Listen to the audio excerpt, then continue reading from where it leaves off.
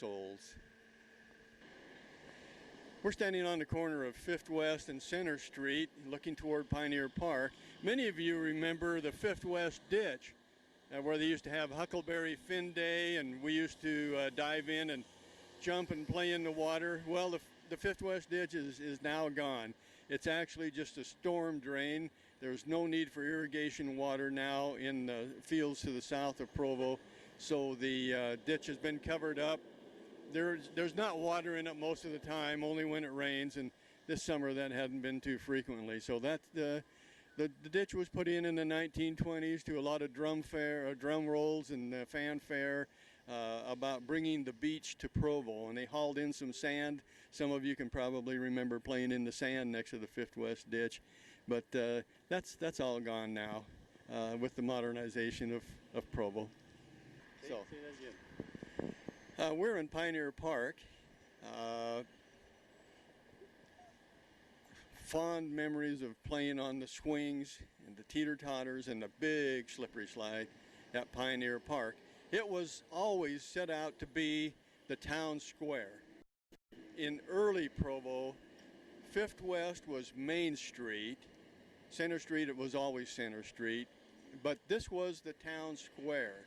And after the square where the county building is located was established, then this was the West Square, and that was the East Square. University Avenue was East Main. This was West Main. But during the 50s, this is where the town of Provo was located.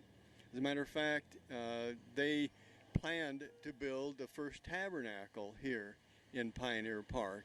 And we'll take a walk over and let you see where the bandstand used to be, another victim of progress in Provo. The bandstand came down a couple of decades ago. Some of you might remember playing band concerts from Dixon Junior High on the bandstand during the late spring. It was a milestone in my band memories. This monument was erected to the memory of the first pioneers and also the Indian War veterans who served from Provo. There was the Battle of Provo River that took place in 1850 in February. There was the Walker War that took place in 1853. Some boys from Provo, quite a large group, served in the Walker War. Then there was the Black Hawk War in 1868.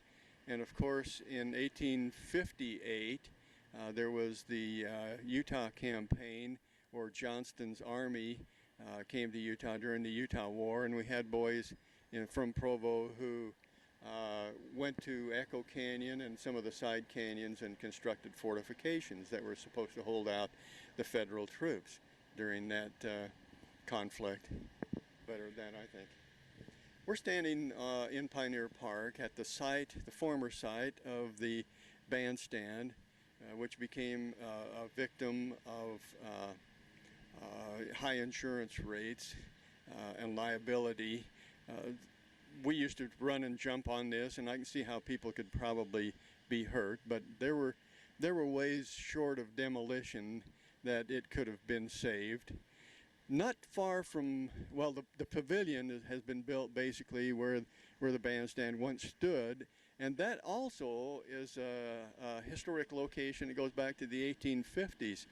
In about, I'm going to say 1852 or 3, ground was broken here for the tabernacle, Provo's first tabernacle. Provo was known throughout the other colonies as being kind of a habitation of backsliders.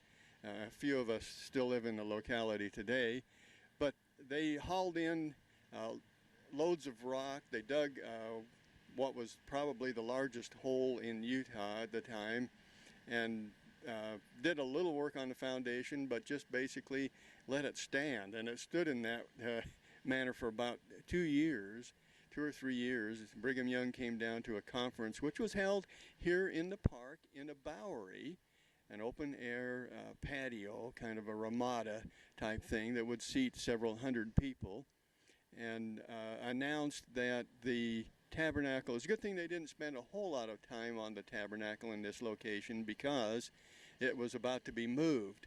And so it was on that day that he announced the tabernacle was going to be on the current tabernacle block and about this location on the block.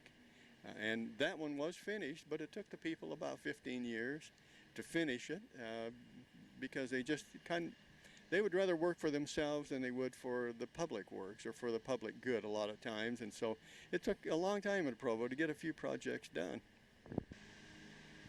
Across the street north of Pioneer Park, where Albertsons is now located, was also an important area historically. The Bishop Elias Blackburn's house was on that block. There was a Holdaway's wool carding mill, and later on he went to spinning, and they manufactured men's wearing apparel. They I call him Provo's Levi Strauss because he manufactured pants for the pioneer population. Later on, the block was taken over by the Provo manufacturing company that manufactured iron, and they manufactured boilers and things from iron. A huge boat, a fairly large boat, was manufactured on that block to go down and sail as a tourist boat on Utah Lake in the 1890s. Also on that block, on the northeast corner of that block, was the Octagon Store, an 8-sided store built by Henry Southworth, used to sell merchandise. It was the post office. It was an inn. Of course, many of you remember that on the corner diagonally across the street from Pioneer Park, the first memories I have of that building, it was an auto sales building, but the first memories I have of it was when Art Adamson had his plumbing and heating in that building on Center Street and Fifth West. And the big 3-story building next to it was the West Co-op. It was a cooperative store where people owned the shares and shared the profit. That movement began in Provo in the 1860s, and actually Provo claims to be the place where the movement began. And right after Provo successfully started the cooperative movement under the directions of the authorities in Salt Lake, GCMI got started. We're standing where Provo High School once stood. The Provo High School most of us attended for 2 years. There was a business row along Center Street, and then in this alley, in this area there was an alley that went through with a big bike rack for those of us who rode bikes to school. And then, of course, the auditorium is here where you see the police cars. Was the approximate location of the auditorium. We go further toward the south, and where the main entrance is into the Provo Municipal Building is approximately those stairs that we all love to sit on during lunch hour and eat and kind of try to attract the opposite sex.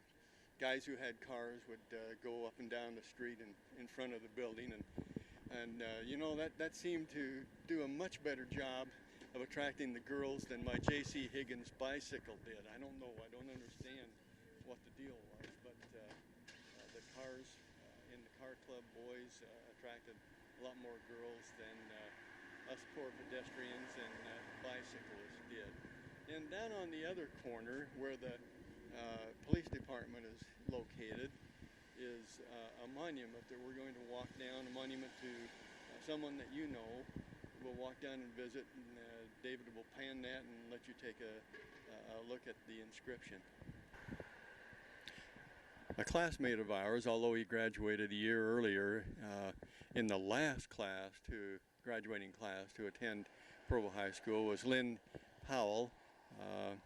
He was valedictorian, graduated with honors, joined the Air Force, did his training, was killed in 1967 while on a mission over Hanoi in Vietnam, and his classmates donated the money to build this or to erect this monument for him.